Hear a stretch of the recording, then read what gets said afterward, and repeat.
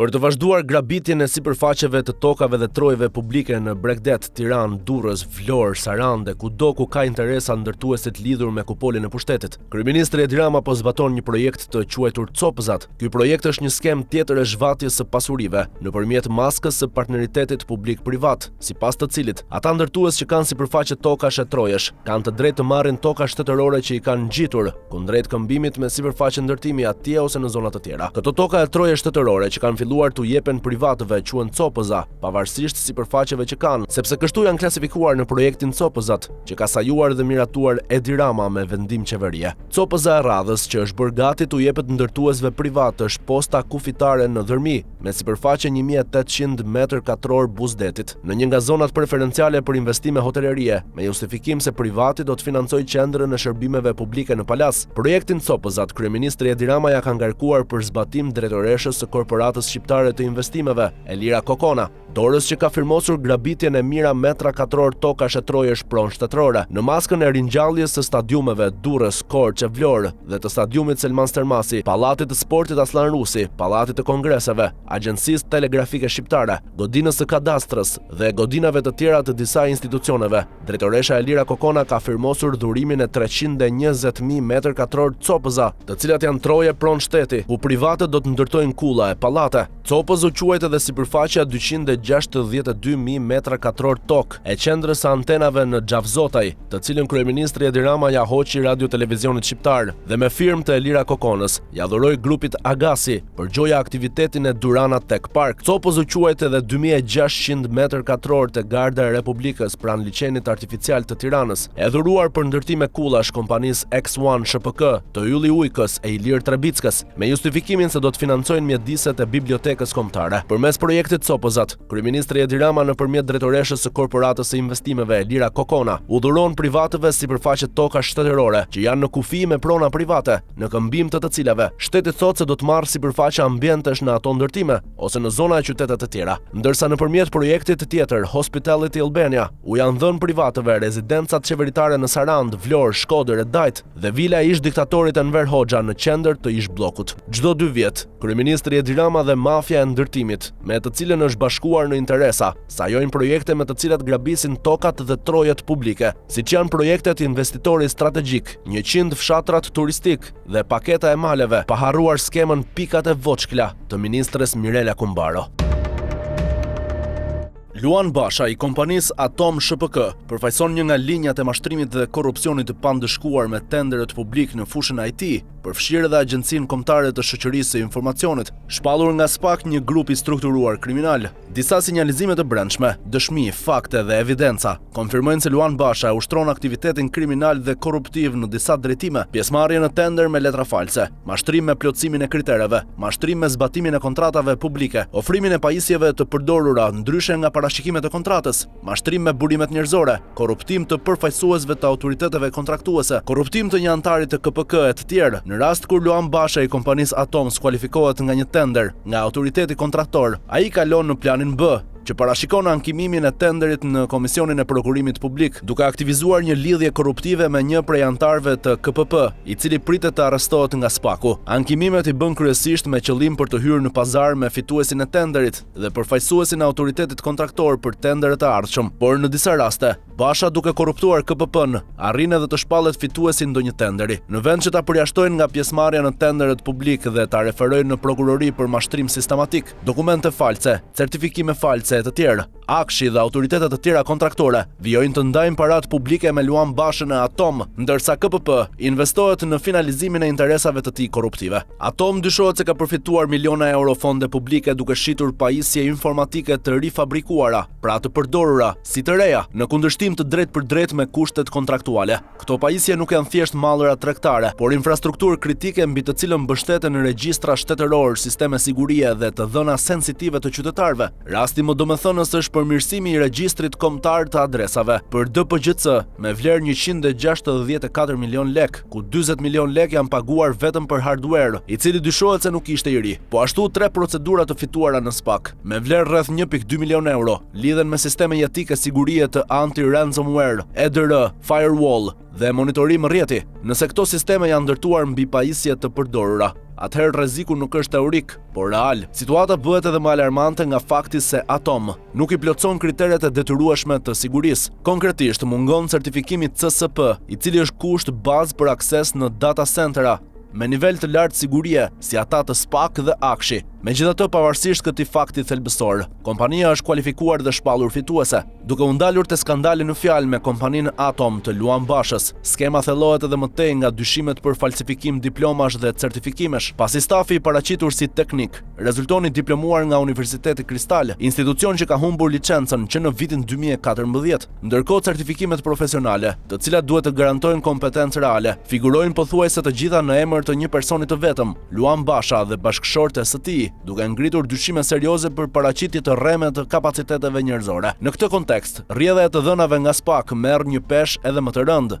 nëse sistemet janë ndërtuar, mirëmbajtur dhe administruar nga një operator që dyshohet për mashtrim dhe mungesë kriteresh sigurie, atëherë heshtja institucionale është po aq shqetësuese sa vetë shkeljet. Ky rast nuk është vetëm për shifra, tender apo dokumente, është për sigurinë e shtetit, mbrojtjen e të dhënave të qytetarëve dhe degradimin e standardeve publike, duke e bërë të domosdoshëm dhe urgjent një hetim të thelluar penal dhe administrativ me përgjegjësi konkrete dhe individuale.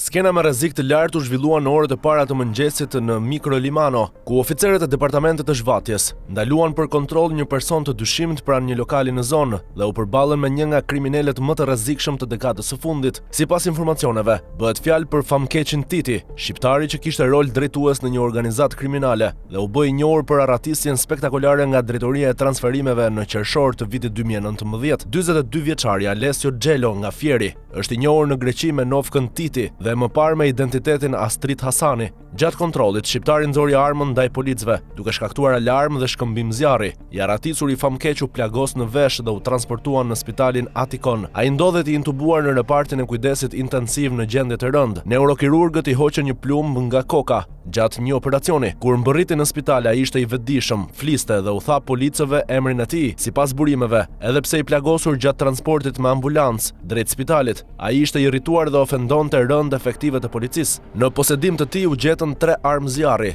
ndërsa pak metra më larg u zbulua një çantë me 6 granata dore. Në vendngjarje mbërritën një njësi e timit, ndërsa zona u izolua për arsye sigurie. Emri Astrid Hasanit, i njohur si Titi, lidhet me grabitje të armatosura për leshje me policinë dhe ngjarje të dhunshme kriminale. Në dosjet e policisë greke ai nënshkruhej si drejtuesi një grupi që vepronte me organizim ushtarak dhe armë të rënda. Autoritetet e konsideronin veçanërisht të rrezikshëm, pasi grupi i tij nuk hezitonte të hapte zjarr apo të hidhte granata ndaj policëve për të siguruar arratisjen. Sipas policisë greke, ai kishte rol kyç në organizimin e sulmeve, sigurimin e armëve dhe rekrutimin e antarëve të rinj. E kaluara e tij kriminale konsiderohet shumë e rëndë. Titi akuzoi për vrasje në Kaisariani, 10 grabitje të armatosura në banesa dhe biznese, si edhe për një seri përleshjesh të armatosura me policinë. Në një nga incidentet më të njohura në vitin 2012, policët e komisariatit të Neos Kosmos u përballën me të dhe bashkëpunëtorët e tij vetëm pak minuta pas një grabitjeje. Sipas autoriteteve, ata qelluan ndaj policëve dhe hodhën granat për të bërë të mundur arratisjen. Gjithashtu u zbulua se mbanin Kalashnikov të fshehur në kuti kitarash për të shmangur kontrollet. Emri i Titit u bë i njohur në të gjithë Greqinë në qershor të vitit 2019.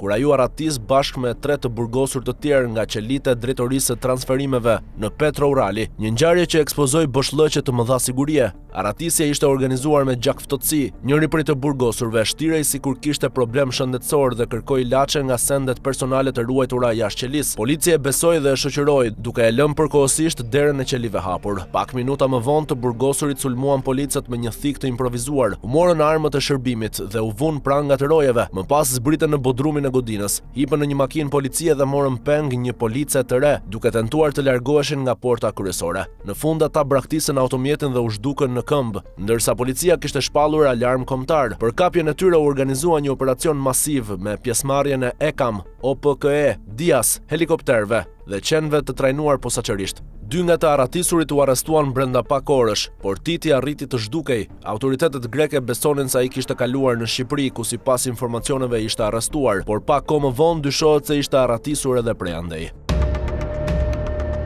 Në të gjithë Britaninë, shumë rrugë kryesore tregtare që dikur lulëzonin janë kthyer në pamje të zymt. Kasapët dhe tregtarët tradicional lokal janë zëvendësuar nga berberhane. Minimarkete që funksionojnë kryesisht me para në dorë, dyqane vejpesh dhe lavazhe makinash me çmime shumë të ulta.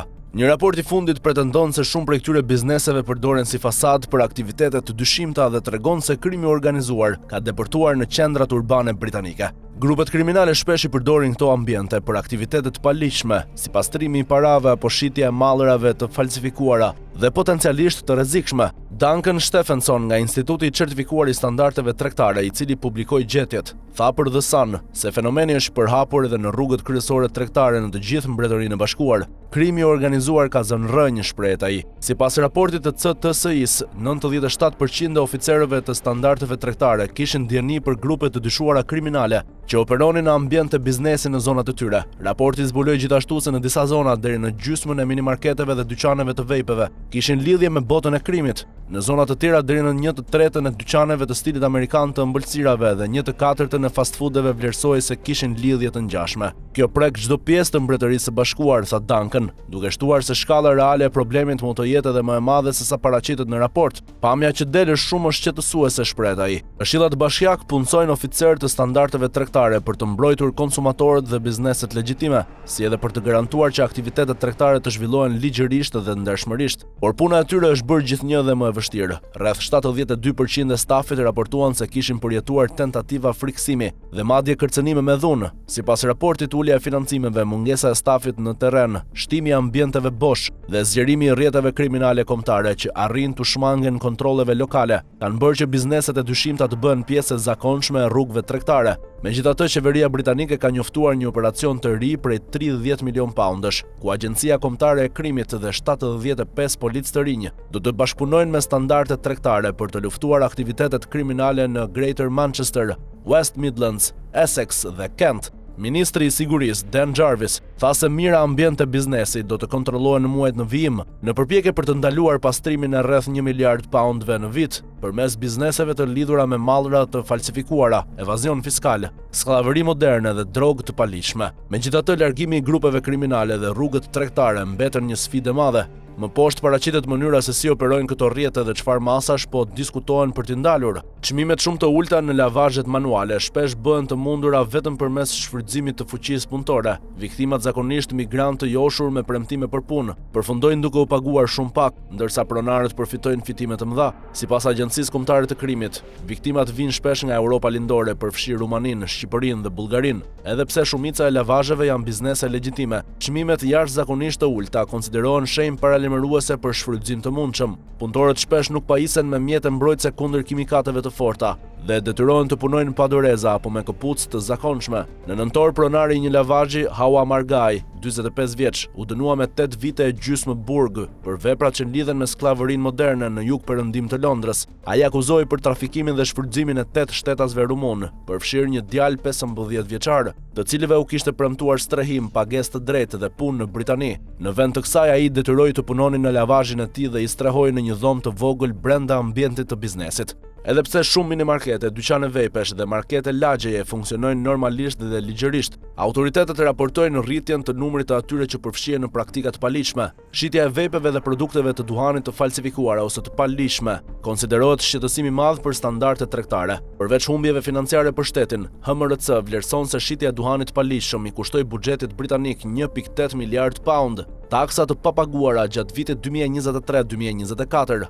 Ekziston edhe rrezik për shëndetin publik. Mallrat e falsifikuara, shpesh të prodhuara në Kinë, fshihen në vende të sofistikuara, aq sa kërkohen qenë nuhatës për t'i zbuluar. Kemi krahasuar rastet ku vejpet u jepeshin të rinjve në këmbim të favoreve seksuale, tha ai. Rritja e menjëhershme e numrit të berberanëve në rrugët tregtare u konsiderua si një nga shenjat më të dukshme se rrjetet kriminale po operonin hapur. Në shumë raste këto biznese vazhdonin të funksiononin edhe pse kishin pak ose as pak klient. Për shkak se operojnë kryesisht me para në dorë, këto biznese konsiderohen të favorshme për pastrim parash. Ndryshe nga bizneset që shesin mallra të numërueshme, është shumë e vështirë të verifikohet sa prerje flokësh janë kryer realisht, apo sa është paguar për to. Në disa zona deri në 1/3 e dyqaneve të ëmbëlsirave në stil amerikan dyshohet se lidhen me aktivitete të paligjshme, përfshirë fshehjen e mallrave të falsifikuara dhe pastrimin e parave. Policia bastisi dyqanin dhe 2 punonjës u arratisën përmes një paneli të fshehtë. Kontrolli çoi në zbulimin e një dhome sekrete me dalje emergjente dhe mallra të dyshuara të paligjshme, përfshirë produkte ushqimore amerikane, cigare, vape, qese nikotine dhe bateri portative.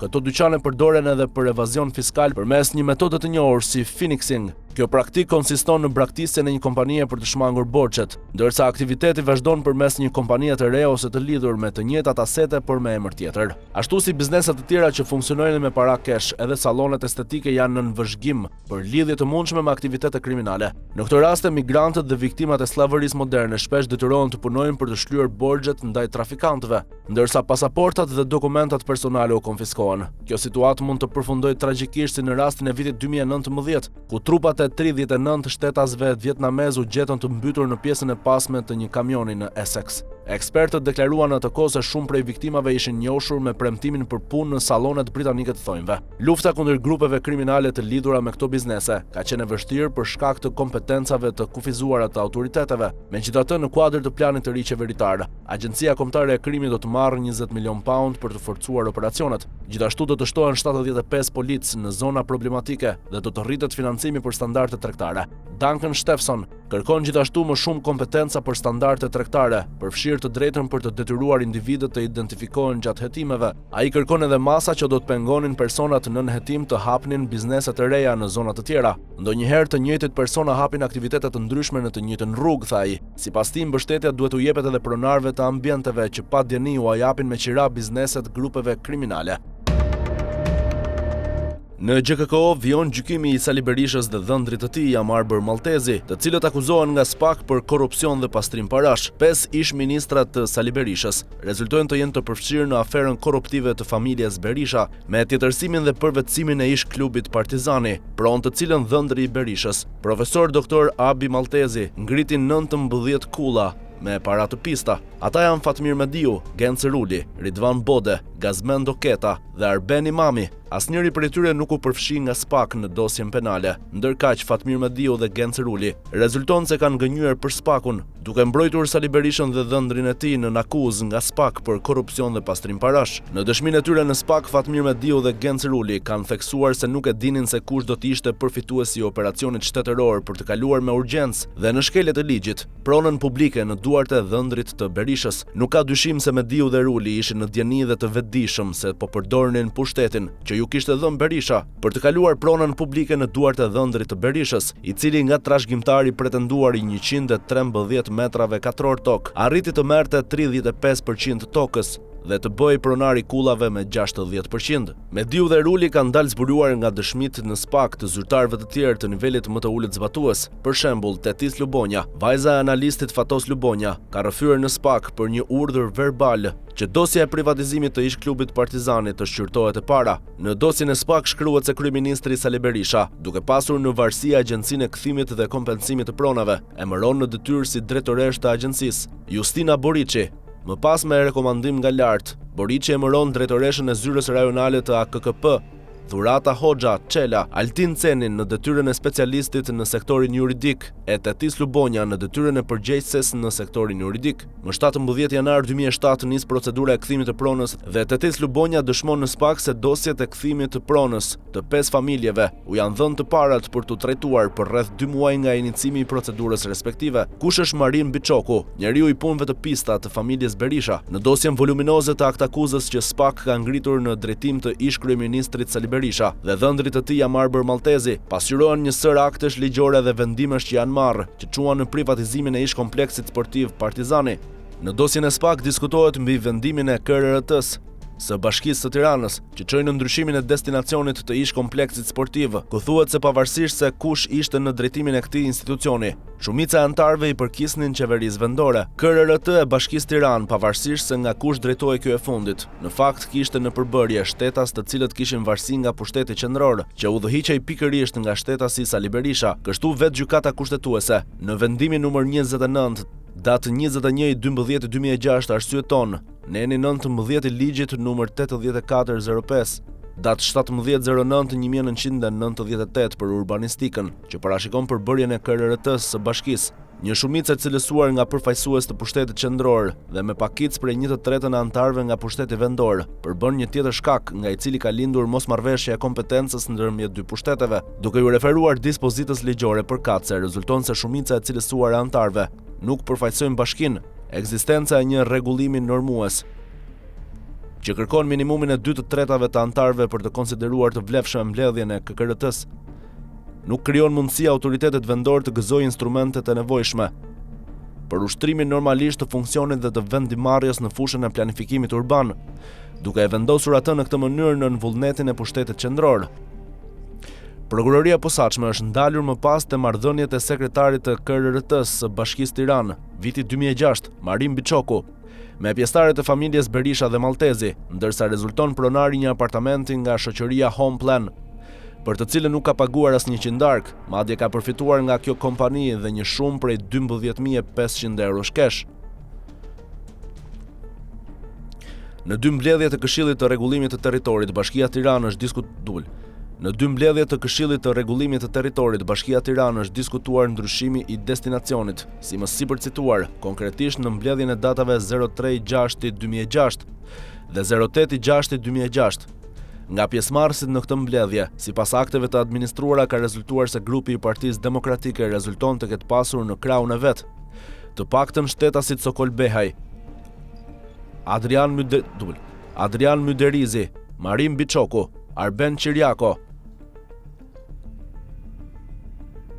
Në këtë mbledhje konstatohet se kanë marrë pjesë ndër të tjera dhe shtetasi Marim Biçoku, i cili rezulton të jetë drejtori i Drejtorisë së Planifikimit të Territorit në Ministrinë e Punëve Publike dhe Transportit, dhe bashkëpunëtor i ngushtë si i familjes Maltezi ashtu dhe i familjes Berisha.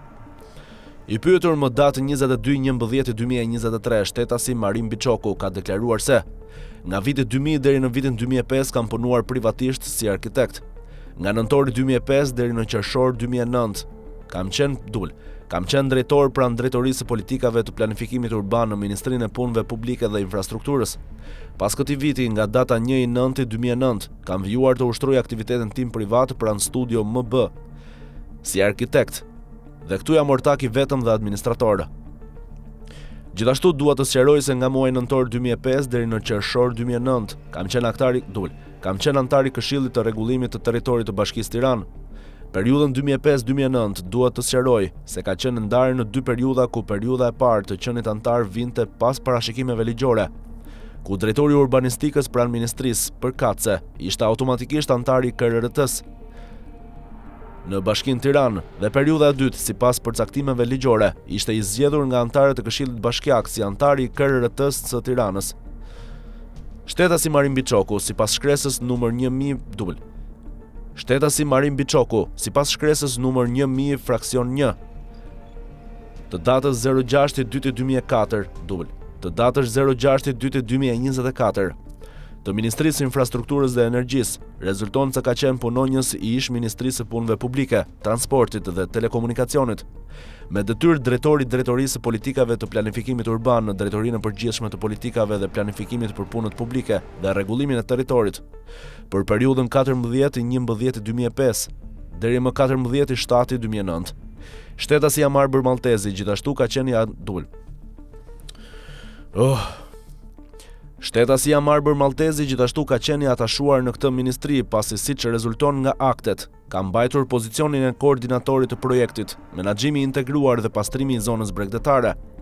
Konkretisht na janë përcjell disa akte ku evidentohen të dhëna për shtetasin Amarbër Maltezi, si shkresa me numër 909 protokoll, datë 18/12/2007 e Ministrisë së Punëve Publike, Transportit dhe Telekomunikacionit,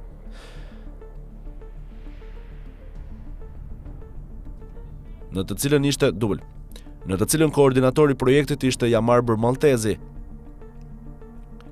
Shkresa numër 6910 protokoll, datë 13/9/2007 të Ministrit të Punëve Publike, Indiri Sokol Oldashi, emiratuar nga Maltezi, drejtuar Ministrit të Drejtësisë, me anë të së cilës dërgohet për përkthim zyrtar në letër marrëveshje e grantit të programit global të mjedisit, për bashkëfinancimin e projektit menaxhimi integruar dhe pastrimi i zonës bregdetare, në shumën $950.000 midis shoqatës ndërkombëtare për zhvillim dhe Ministrisë së Financave.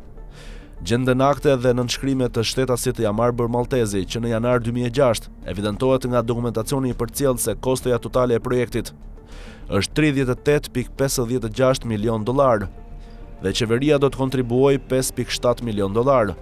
Kreditimi aprovohet që me datë 29/6/2009 dhe PCU Coordinator. Është përcaktuar Jamarbur Maltezi. Kurse Eorld, kurse World Bank më dha, Eorld.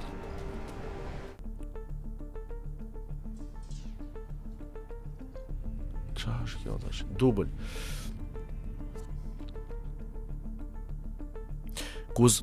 Kurse World Bank Task Team Leader Rita Cesti, i pyetur më datë 22/11/2023, shtetasi Marin Biçoku ka deklaruar: nga viti 2000 deri në vitin 2005 kam punuar privatisht si arkitekte. Tha mirë këtë, por e lexova këtë. 2 periudha kur në antar pastaj. Kjo e tha mirë dhe lexova këtë, ta kalëm poshtë dubël. Prokurorët Arben Kraja dhe Enkeleda Milonaj citojnë në dosjen se Marin Biçoku nuk rezulton të ketë vetëm marrëdhënie pune me familjen ish kryeministrore, por ai shfaqet i angazhuar gjatë gjithë kohës me shtetasit Berisha dhe Maltezi. Fluturimet e Marin Biçokut me antarët e familjes Berisha, konkretisht me shtetasen Liri Berisha. Vërehet se angazhohet në ndërtimin e 2 vilave në Fark. Ky shtetas identifikohet në datë 21/4/2007, të ketë hyrje të përbashkët me shtetasin Jamarbur Maltezi, me linja ajrore Austrian Airlines, ku shtetasi Marin ka hyrë në orën 00:05 në aeroportin e Rinasit dhe Jamarburi në orën 00:02.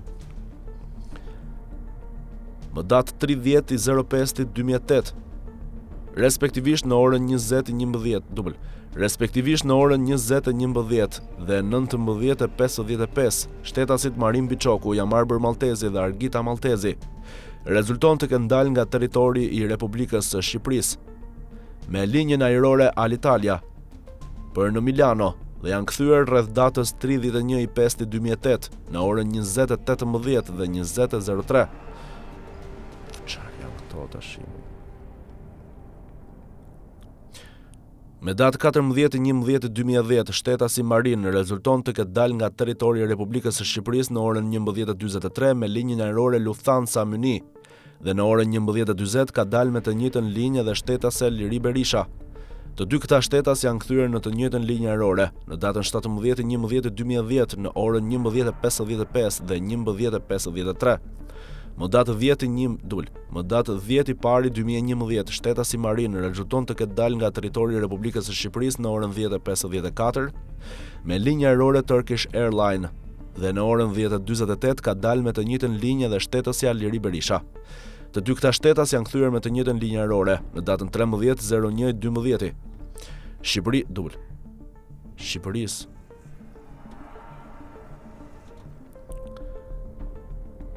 Me datë 22/11, shtetasi Marin rezulton të Me datë 22/11/2012, shtetasi Marin rezulton të ketë dalë nga territori i Republikës së Shqipërisë në orën 05:39 me linjën ajrore Bel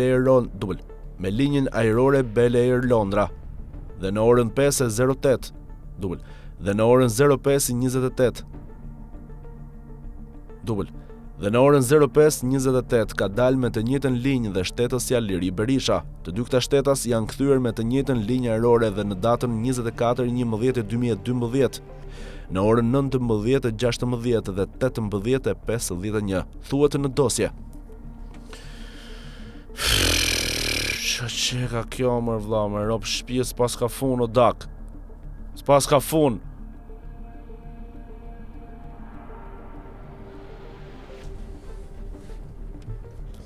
Me shoqërinë Home Plan SHPK, e cila nuk kishte lindur ende në këtë periudhë, por e cila shtri ndërtimet si investitore në territoret e ish klubeve Partizani.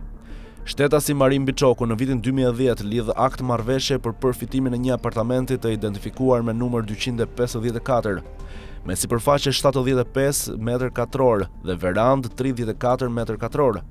Megjithëse çmimi i përgjithshëm i shitjes është përcaktuar se është 62.300 euro.